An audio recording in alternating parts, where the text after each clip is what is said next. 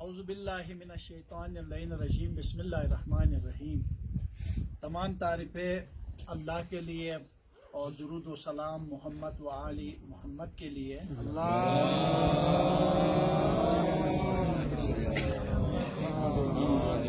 آج ہم یہاں پر خان صاحب کا جو ریاست مدینہ کی جو تصور ہے کہ ہر وہ مستحق یا وہ بندہ جس کے لیے مسائل ہے، مالی مسائل ہے، وہ اپنی علاج نہیں کروا سکتا ہے، جس کے لیے مشکلات ہے، تو خان صاحب نے بالخصوص گلگت بلتستان کے ہر گھر کے ہر فرد کے لیے ہیلتھ کارڈ کا جو بھیجا ہے، اجرا کیا ہوا ہے، اور وہ کارڈ لے کر آج ہم آپ سب کو دیکھیں، اگر ہمارے دکھا دیں ہمارے تو یہ سامنے برف ہے، یہ سامنے نیچر ہے، اور اس وقت ہم یہاں پر جو ہے وہ فکر میں موجود ہیں اور برف کے بیچ میں ہیں، اور یہاں پر ابھی بات ہو رہی تھی کہ یہاں ہیلتھ کا بہت پرابلم ہے، یہاں سکول نہیں ہے، اور سکول ہے اور حیرت اتنا بڑا گاؤں ہے جس گاؤں میں ہائی سکول نہیں ہے، لڑکیوں کے لیے یہاں پر کوئی ہائی سکول نہیں ہے، PC4 کے مسائل مشکلات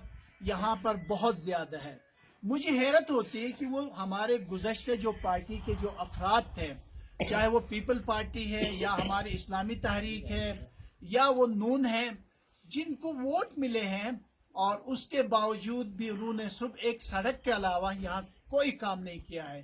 یہاں ہاسپٹل بالکل نہیں ہے، یہاں ہیلتھ کے پرابلم ہیں، اور ساتھ ساتھ جو ہے وہ تعلیم کے بھی یہاں پر کوئی ہائی سکول نہیں ہے، جبکہ میرے گاؤں بر ہے، وہاں پر لیڈیز کے لیے، لڑکیوں کے لیے بھی ہائی سکول ہے، لڑکوں کے لیے بھی ہائی سکول ہے، جبکہ حلقہ پھور کا سب سے بڑا گاؤں ہے یہ۔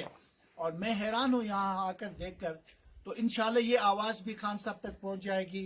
ہم وعدہ کرتے ہیں آنے والے وقت آپ لوگ تبدیلی کے ساتھ دے دیں، ہمیں آزمائیں، ہمیں موقع دیں۔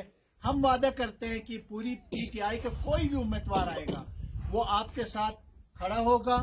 آپ کے یہ جو بنیادی تعلیم کا مسئلہ ہے، ہیلتھ کا مسئلہ ہے، وہ خان صاحب تک پہنچائیں گے، پہنچ جائے گا ویڈیو کے ذریعے، فیس بک کے ذریعے، اور ہمارے پاس اور بھی ذرائع ہیں، ان ذرائع کے ذریعے آپ کی آواز ضرور پہنچائیں گے۔ انشاءاللہ آپ لوگ تحریک انصاف کے ساتھ دیں گے۔